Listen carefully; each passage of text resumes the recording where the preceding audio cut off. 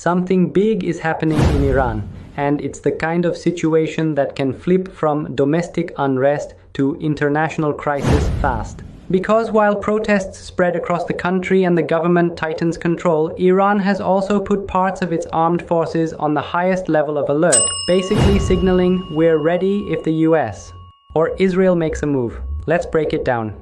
I'm Imran, a Middle East-based analyst, and in this video I'm answering one question. Is this a threat to the United States, or is the real danger something else? First, the picture inside Iran. Reports say demonstrations have surged for nearly 2 weeks, driven by economic pain and anger at the political system. Authorities have responded with arrests, and they've also moved to restrict information, including cutting internet and phone access at times, the classic move when a state wants to slow coordination and stop images from spreading. And here's the key. When a government is fighting unrest at home, it becomes more sensitive to pressure from abroad. It starts seeing foreign plots everywhere, whether they're real, exaggerated, or just politically useful. Now layer on the military posture.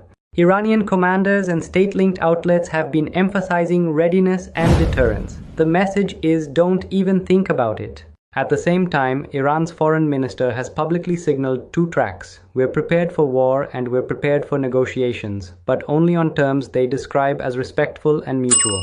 So, why is the temperature rising right now? Because Washington's rhetoric has escalated too. President Trump has issued blunt warnings aimed at Iran's leadership about cracking down on protesters. Language that implies consequences if Iran's security forces use extreme violence. And when you combine that with Iran's memories of last year's conflict and strikes, Tehran reads these statements as more than just talk.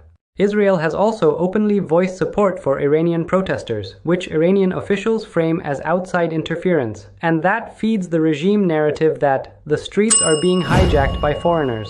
Now, to the main question, is this a threat to the USA? Not in the simple, direct sense of Iran attacking America tomorrow. The bigger threat is miscalculation. Here are 3 ways this can blow back on the United States. Number 1, a regional spiral. If Iran's leadership believes it's under siege, protests at home, threats abroad, it may lean on hardline responses, including through proxies in the region. That raises risks to US forces, partners, and shipping. Number 2, energy shocks. The Middle East doesn't need a full-scale war to disrupt markets.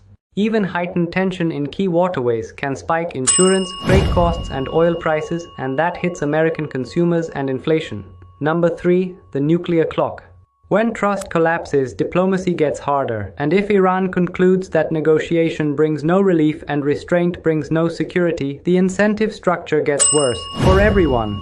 So, the bottom line is this. Iran's military alert is less about planning an attack on the US homeland and more about signaling deterrence during a moment of internal instability. But the combination of street unrest, information blackouts, armed readiness, and maximalist political messaging creates a danger zone where one incident can trigger a chain reaction. Now I want to hear from you. Do you think this ends in negotiations, or are we heading toward a wider confrontation? If you want clear, calm breakdowns of the biggest global stories, hit subscribe and share this video with someone who's tired of the noise.